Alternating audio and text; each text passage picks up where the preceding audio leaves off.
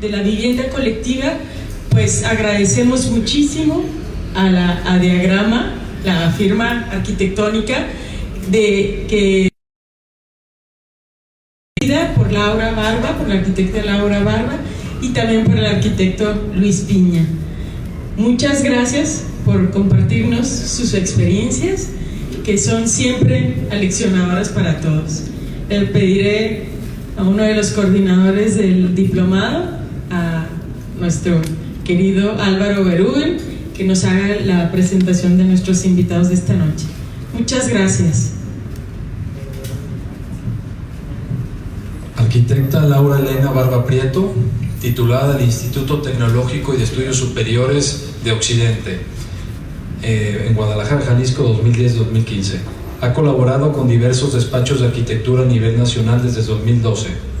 Recibió el primer lugar del concurso de jóvenes emergentes de Boston Museum of Fine Arts, el segundo lugar en el concurso COARC Centro Cultural Chapultepec y mención en el concurso Arquine número 16, Umbral de las Américas.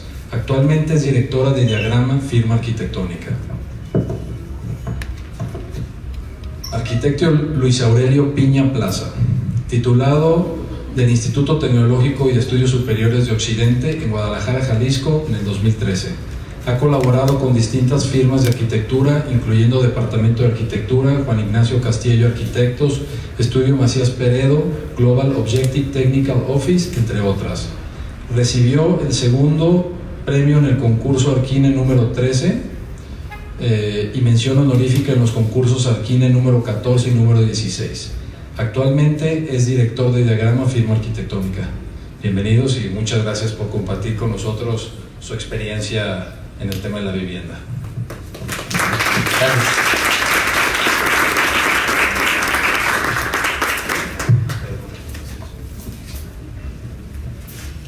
Bueno, pues buenas noches, gracias por venir a todos. Muchas gracias a Álvaro y a Graziano por invitarnos a formar parte de las conferencias en el marco del Diplomado de Vivienda Colectiva. Muchas gracias a Ángel y a todo el personal de la SAC, a Maruca que nos estuvo organizando. Y bueno, pues nos da muchísimo gusto estar aquí. Bueno, Diagrama es un despacho de arquitectura, somos una firma que empezó en el 2014. Empezamos a platicar entre varios amigos cómo podíamos hacer arquitectura, ya que la mayoría de aquí, bueno, yo no soy de aquí y ellos no tenían los medios para empezar a hacer cosas, y decidimos acercarnos a los desarrollos inmobiliarios que nuestros profesores nos habían dicho que eran el demonio. Y dijimos, no, pues estos son los que están construyendo la ciudad y si no nos metemos ahí vamos a dejar que hagan trizas con ella. Entonces nos acercamos con una empresa para hacer sus oficinas, se dieron las cosas, terminamos los centros comerciales y eventualmente pasamos a formar parte del grupo que se llama Levy Holding, donde nos dedicamos principalmente al desarrollo inmobiliario y fuera de eso pues seguimos haciendo proyectos de varios tipos, ¿no? O sea, para otros clientes. Ha sido para nosotros también como una oportunidad muy padre, porque al hacer equipo con diferentes empresas que tienen diferentes disciplinas, pues logramos entonces atacar entre todos juntos el tema del sector inmobiliario y cada quien es experto en una pequeña área, ¿no? Entonces de esta forma creo que podemos y hemos logrado proyectos que han sido pues muy bien recibidos y que creo que le suman mucho a la ciudad. Los proyectos que hemos desarrollado junto con el grupo han sido de distintos tipos y bueno, con otros clientes tenemos proyectos, bueno, a los que nos conocen de seguro nos conocen por ser de los arquitectos que hacen collage y pues sí, somos de esos. En nuestro Instagram pueden ver varios de estos proyectos. Esto es un proyecto en Chapala, tenemos varios proyectos de vivienda en la Riviera Maya. Este es un proyecto que va a estar aquí muy cerca de hecho también, y un par de proyectos de usos mixtos también en la ciudad de Guadalajara. Pero bueno, hoy vamos más bien a presentarles una pequeña charla que tiene que ver con la vivienda colectiva, en el que queremos presentarles como varios casos de estudio que hemos usado como ejemplo a veces directamente en algunos de los proyectos, y que son ejemplos que vemos a lo largo de la historia en diferentes países, en diferentes momentos, que todos nos dan pista de cómo podemos hacer ciudad, de cómo podemos construir vivienda.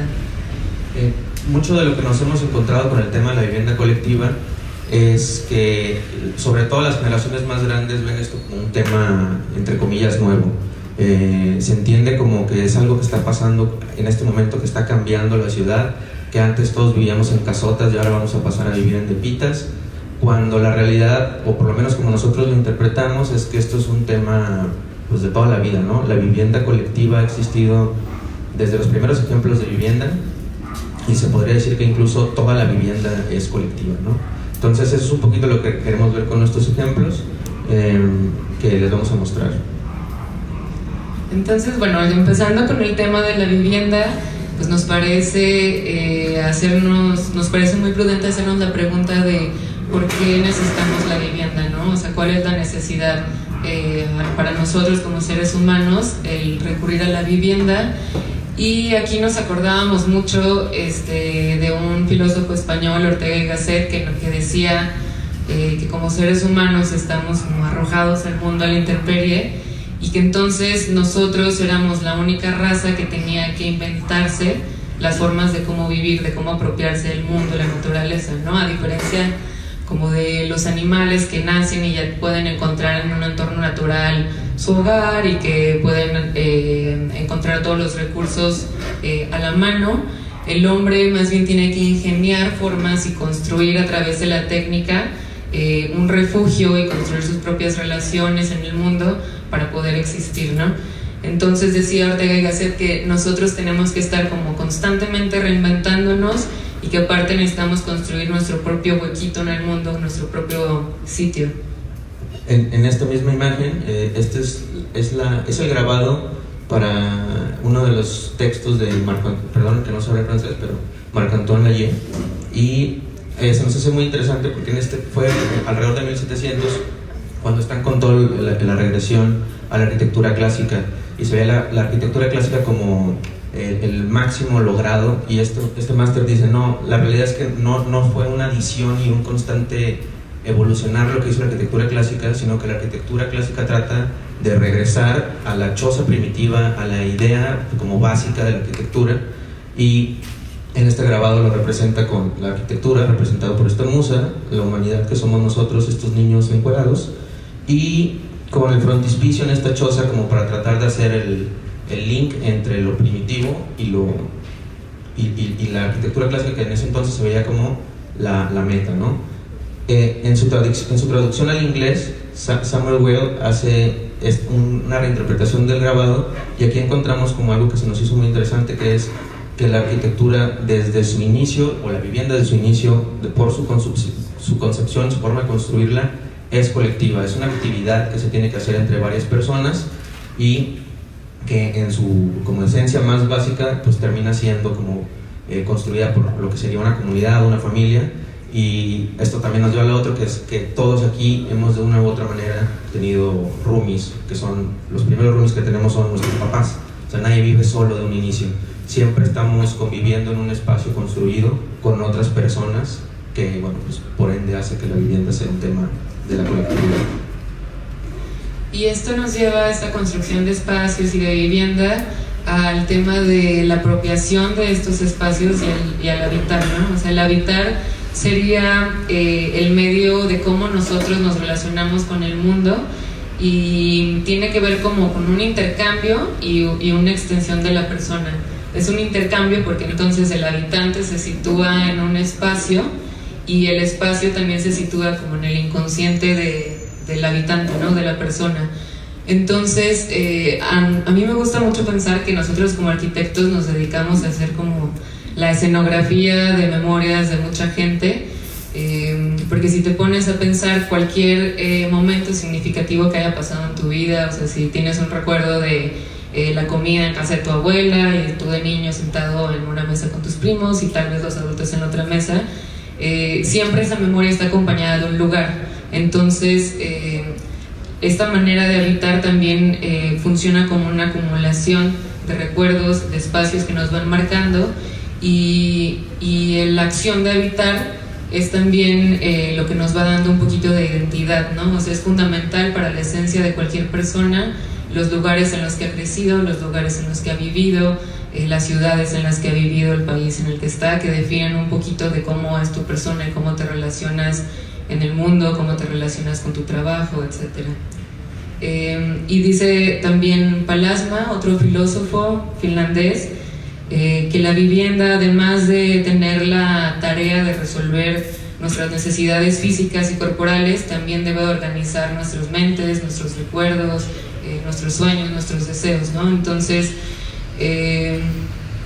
creo que el tema de la vivienda, empezando por esta parte, es muy importante, por los siguientes ejemplos que vamos a ver, que como decía Mies van der Rohe también, la arquitectura, es el construir vivienda, el construir edificios, es poner en sólido el espíritu de una época, ¿no? O sea, cuando estudiamos estos casos de otros países y otros tiempos, estos edificios sirven un poco como fósiles o como vestigios de cómo vivía la gente, de qué pensaba la gente, qué valoraba, dónde eran sus puntos de encuentro, cómo se relacionaban.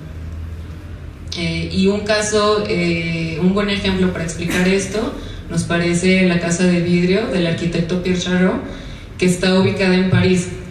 Esta casa se construyó de 1928 a 1931 y el cliente es como muy peculiar porque era un ginecólogo que en ese momento fue de los pioneros en los temas de estudios de fertilidad, ¿no? Entonces esto te da pista de que era un cliente súper progresista, que creía y apostaba por el avance tecnológico y por el avance en las tendencias.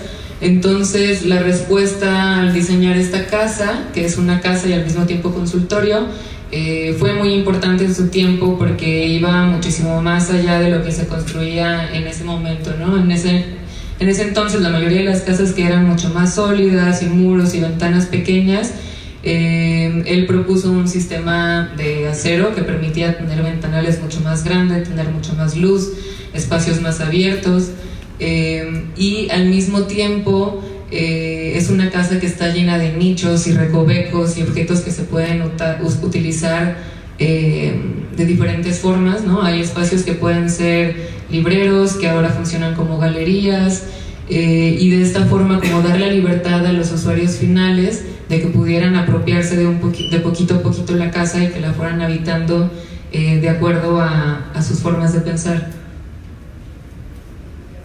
Viendo todos estos ejemplos, pues nos damos cuenta que, nos damos cuenta que la percepción de la historia que tenemos por lo general es una percepción lineal, como que todo va mejorando y todo va a ser mejor y somos una mejor versión de los humanos de hace 1000, 2000, 3000 años, cuando la realidad es que, por lo menos en los temas de arquitectura, ha sido un tema de ir y venir, es una cosa que no tiene un orden constante y donde podemos encontrar soluciones para problemas muy actuales en edificios de hace 2000 o 3000 años, como en edificios de hace 1950, y bueno, pues es algo que se nos hace muy interesante y que es la manera en la que podemos relacionar nuestra práctica con los diferentes ejemplos que traemos, ¿no?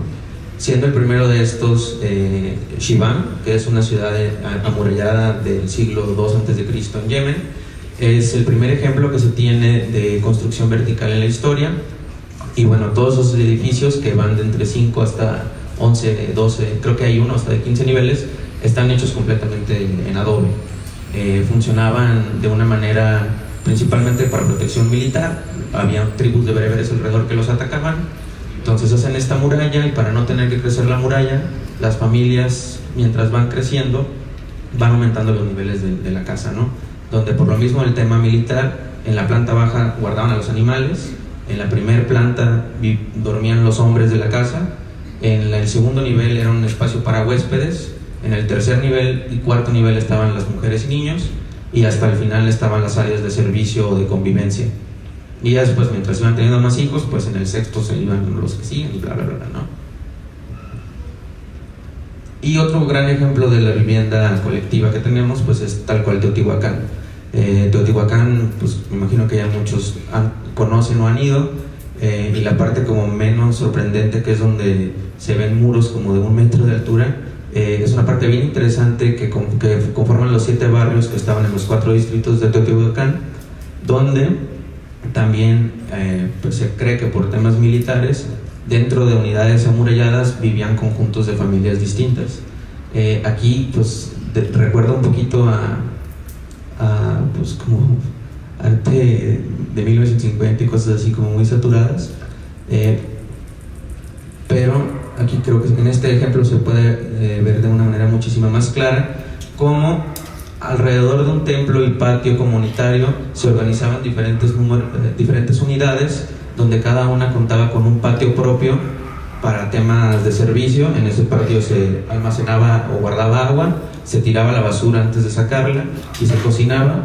Y en el otro patio, que son los que están representados con estas líneas más delgaditas, o sea, este sería el patio de servicio y este es el patio de como ritos hacia los ancestros de cada familia, ¿no? De hecho, es a través del descubrimiento de estos dos patios que los arqueólogos se dieron cuenta de que eran familias distintas las que estaban habitando estas unidades departamentales, porque la cocina no se solía compartir entre familias en Mesoamérica, era un tema más como nuclear, ¿no? Las unidades que están viendo aquí son de alrededor de entre 200 y 450 metros cuadrados y podían albergar pues, familias nucleares extensas. Y si nos vamos a Roma, en el siglo II tenían esta forma de hacer conjuntos habitacionales que se llamaban ínsulas.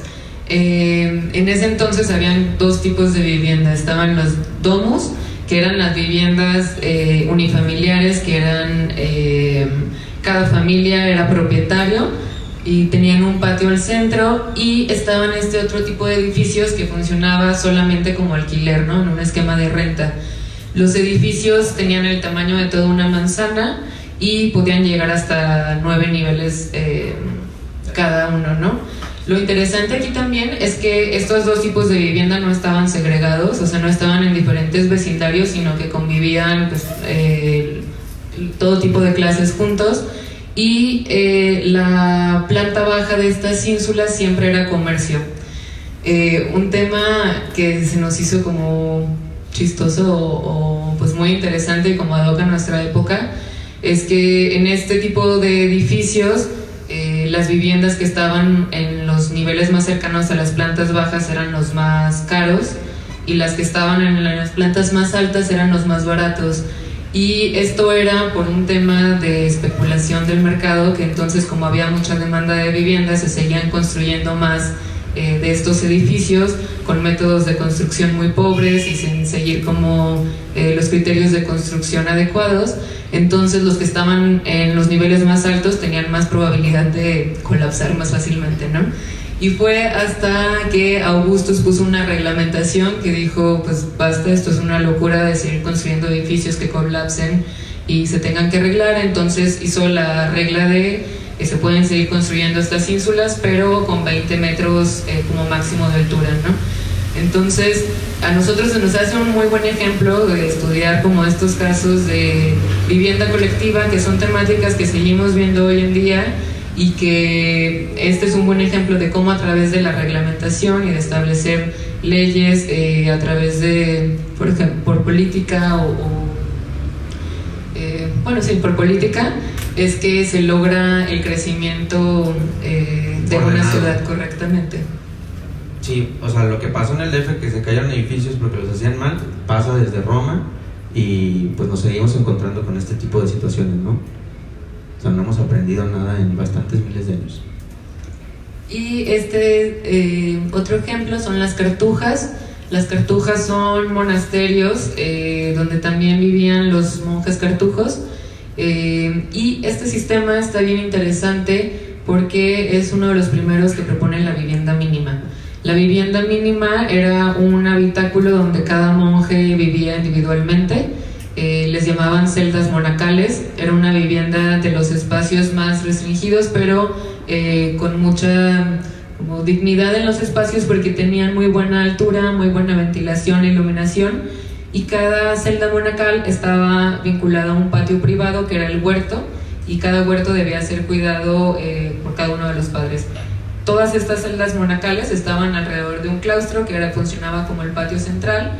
Entonces pues durante el día todo el mundo estaba conviviendo en estos pasillos, terrazas, espacios exteriores, y pues en la noche cada quien se iba a su espacio de vivienda mínima. Y al exterior había otro espacio que era un patio también con dimensiones menores, donde sí podía entrar el resto de la comunidad, y es donde se encontraban los servicios, almacenes de comida, la cocina, etcétera. Bueno, más o menos aquí se explica cómo es que estaban conformadas estas celdas monacales.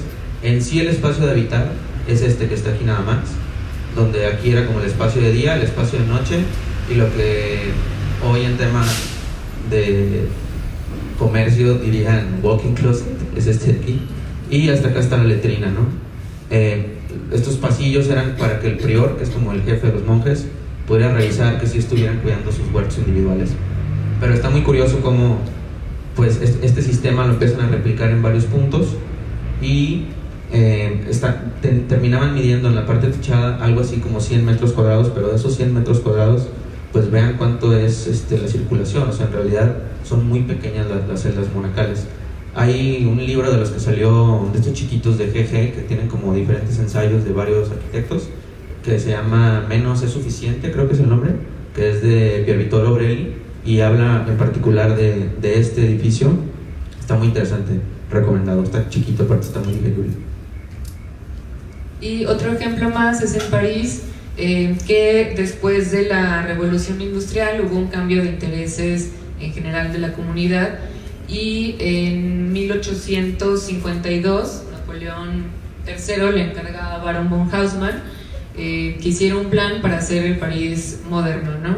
Entonces, en este París moderno buscaban que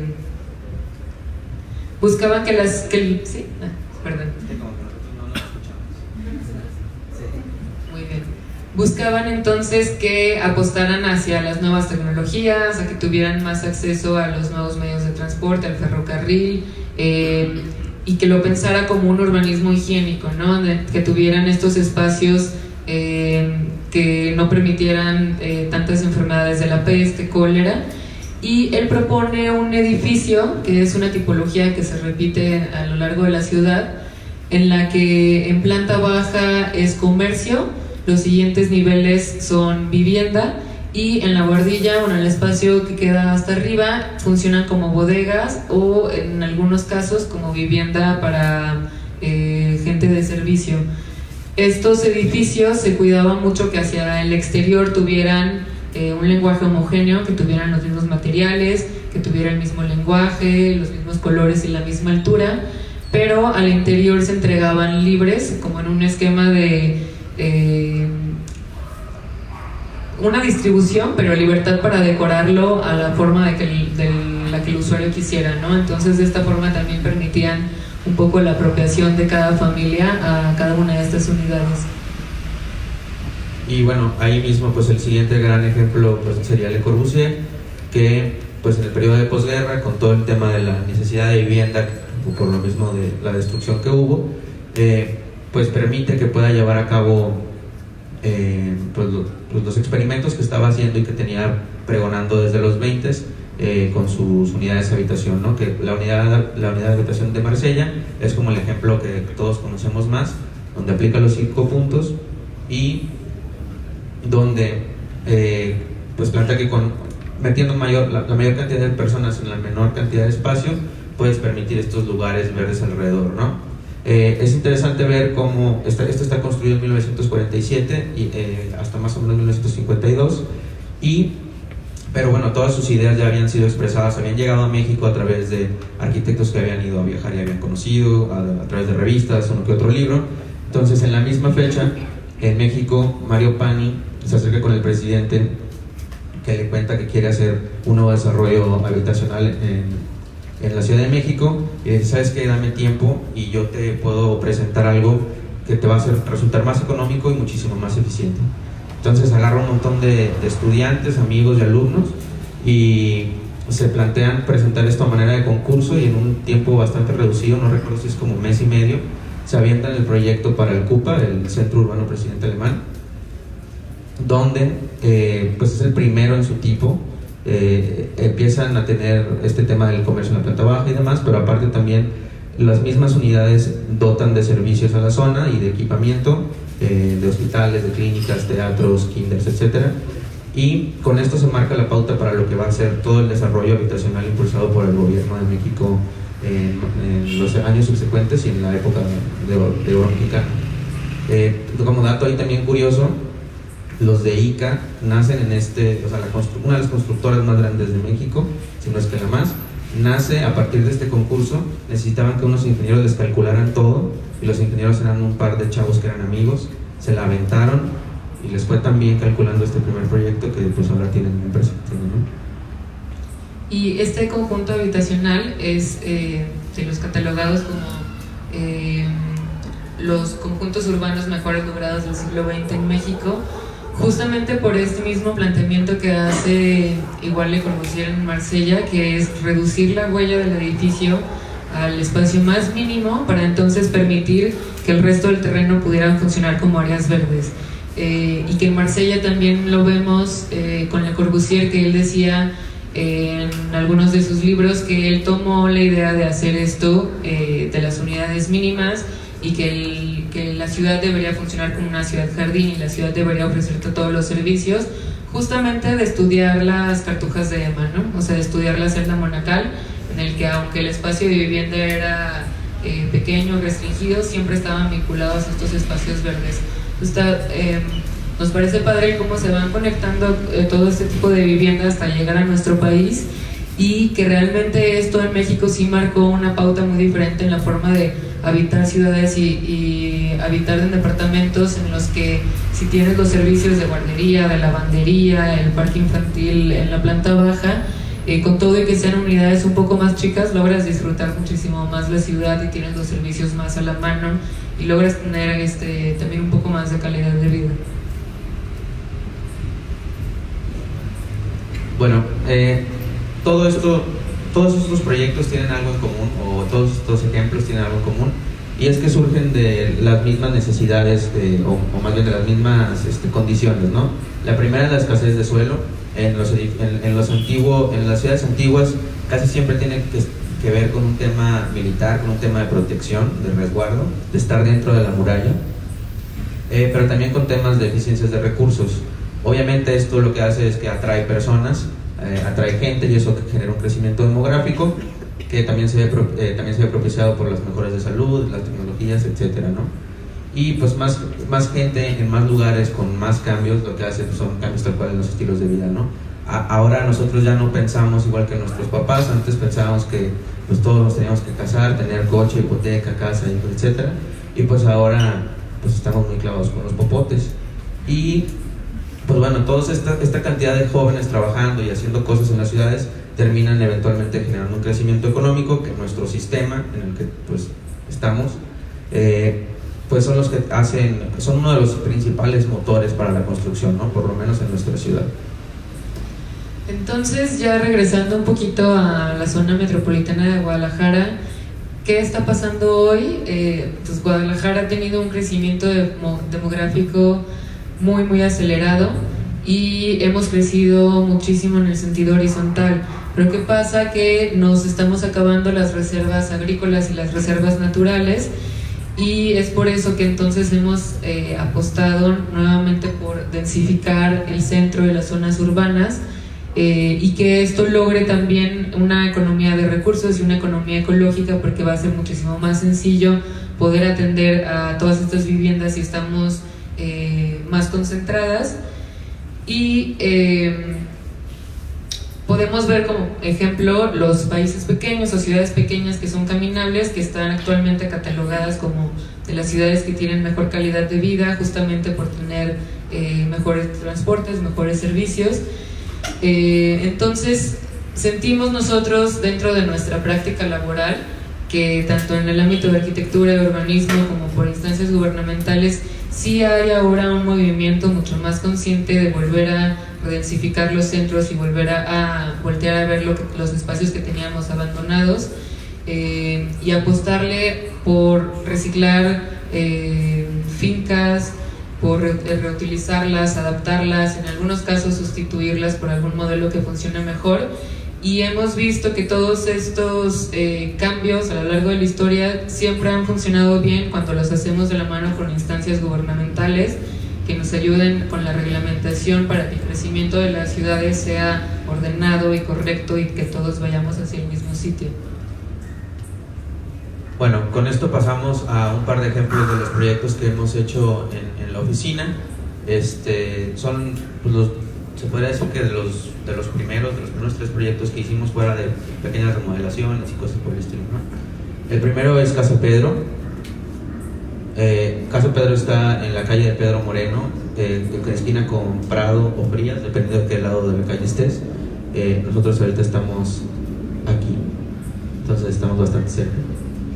Y es una casa patrimonial, es una casa que data de más o menos 1905, que cuando la encontramos estaba siendo utilizada como oficinas principalmente. La casa antes formaba parte de la misma finca con esta casa vecina. Con el paso del tiempo se subdivide y pues para tratar de maximizar la cantidad de metros cuadrados de la casa, techan el patio central, que era como una de las figuras más importantes del edificio, y agregan un par de anexos en la parte superior de la casa. Nuestro proyecto lo que busca es poder regresarle el uso habitacional a la casa a través de ligeras modificaciones y un anexo.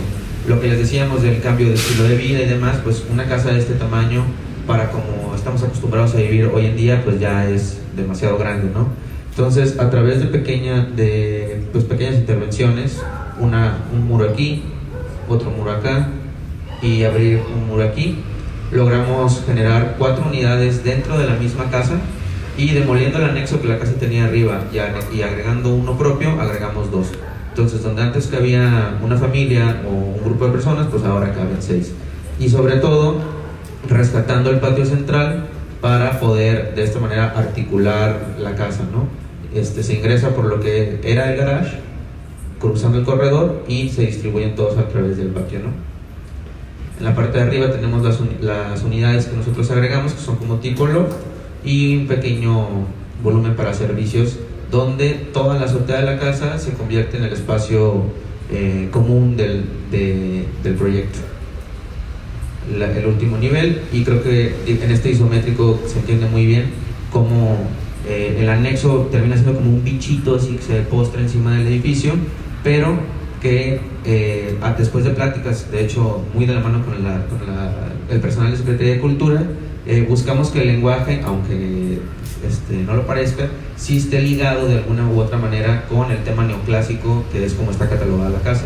Entonces el tema del pórtico, de las columnas y demás, pues tiene obviamente esta reminiscencia clásica, pero también el tamaño de los vanos en sí es la misma proporción que hay dentro de los vanos de la casa existente.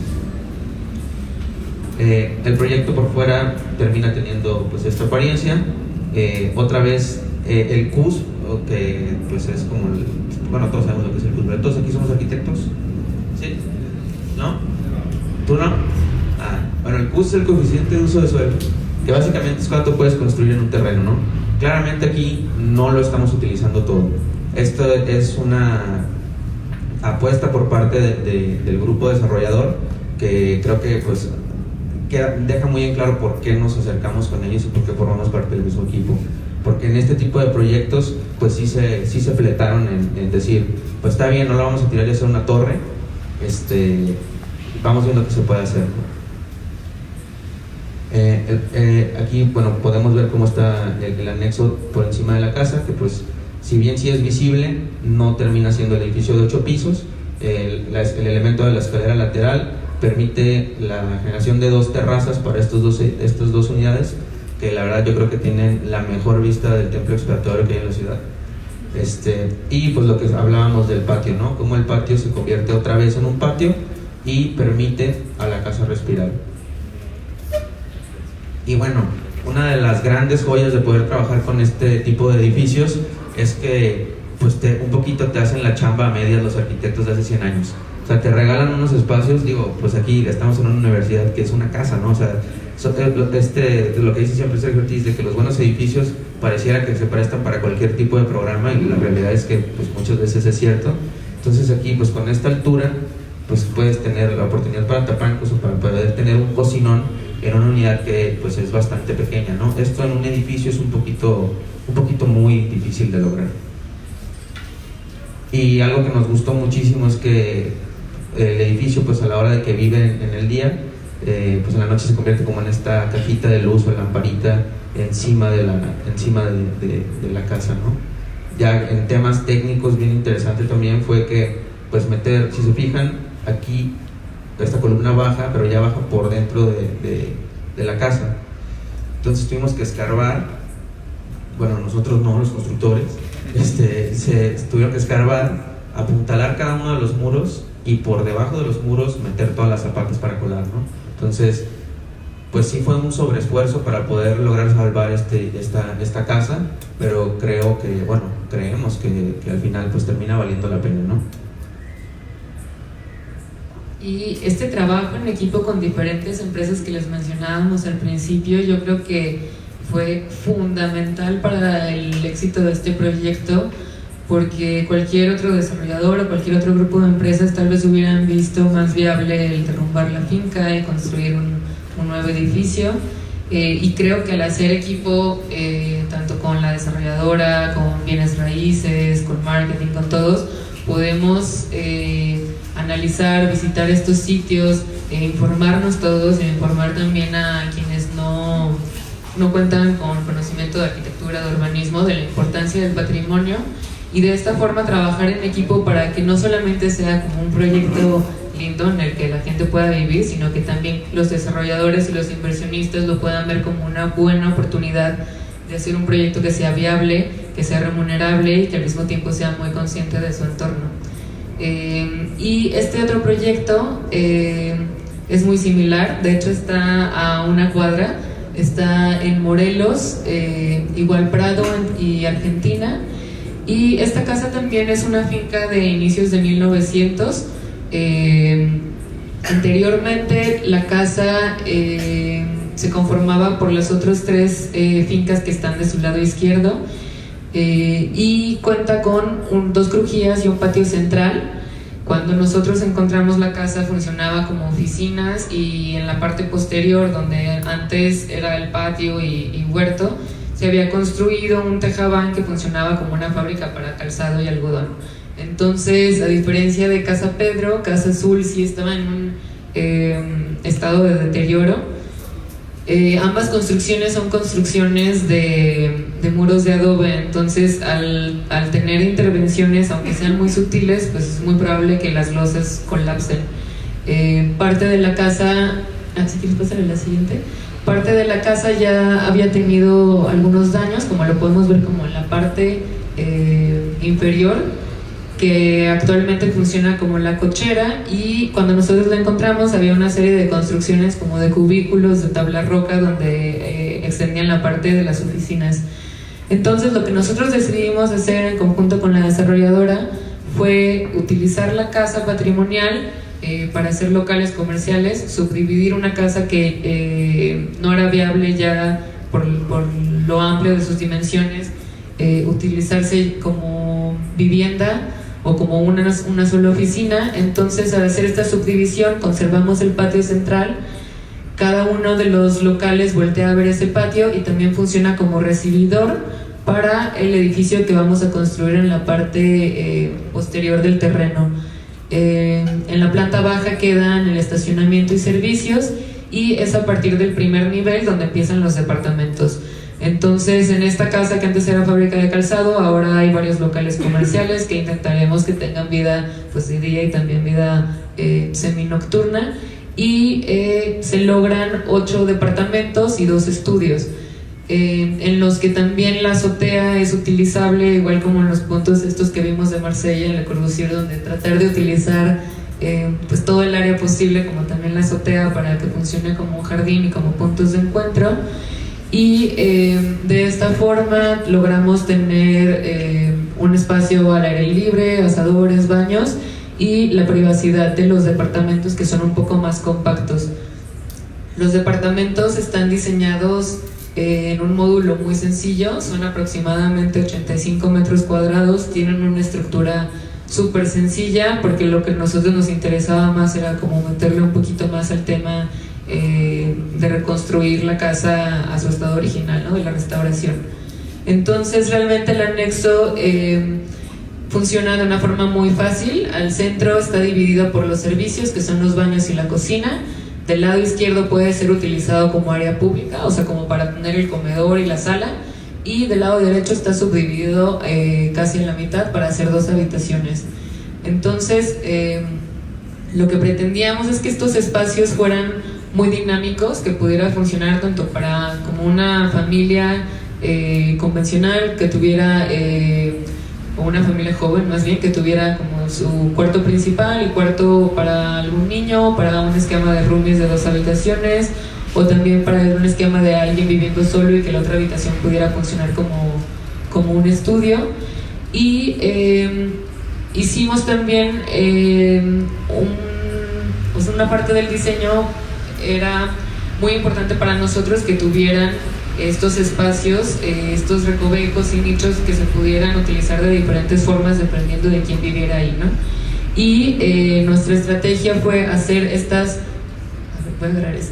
pequeñas mochetas que están de este lado, que hacia el exterior nos permitía dar una sensación de solidez, que ahorita creo que se va a mostrar en las fotos, y hacia el interior se hacen este tipo de nichitos en donde se pueden colocar repisas, closet, el nicho para la televisión, etcétera. Entonces puedes utilizar mejor el espacio, ¿no? Puedes optimizarlo. Es un proyecto que está en construcción. Estos son un poco de los avances de obra. Este es un espacio que está construido en la azotea de la casa patrimonial, donde se encuentran los baños y el asador. Y en esta siguiente imagen se puede ver el lenguaje del edificio Nexo, que toma como referencia la forma de los vanos en forma de arcos, de los vanos de las ventanas y puertas de la casa patrimonial, y que viendo la casa y viendo el grosor de los muros de adobe y la sensación tan sólida que tenía, fue algo que intentamos replicar en este nuevo edificio, que al exterior se ve como en estas fotografías, y al interior, como se ve de este lado, son estos espacios como nichos que pueden funcionar con estantería, con puertas para closets, con una credenza, televisión, etc. Ha sido un proceso de obra súper divertido para nosotros, y tanto Luis y para mí, que no somos de aquí, pero que llevamos pues ya casi 9 años viviendo en la colonia americana, pues nos sentimos súper honrados de poder intervenirla y poder intervenir un poco del barrio que caminamos, que conocemos. Estas fotos son un ejemplo de cómo el edificio nuevo se separa de la finca patrimonial, y los únicos elementos que los unen son entonces estos pequeños pasillos que los llevan hacia las terrazas, ¿no? Este es un poco del avance de obra. Esto fue la semana antepasada, y esta imagen está tomada desde la azotea de la casa. Como podemos ver, aquí son los 4 niveles donde se encuentran los 8 departamentos. Falta el anexo, que es un estudio, y para tener privacidad en el departamento que tenía más cercanía con las amenidades, ese departamento usa la azotea de uno de los locales comerciales como terraza privada. Hicimos los muros un poquito más altos, y hacia ambos lados tiene jardineras, con la idea de que eventualmente las plantas puedan tapar un poquito la visibilidad de los vanos hacia las personas que estén en las amenidades. De hecho, aquí anda uno de los másters que se está aventando en la obra. Y bueno, pues muchas gracias por escucharnos.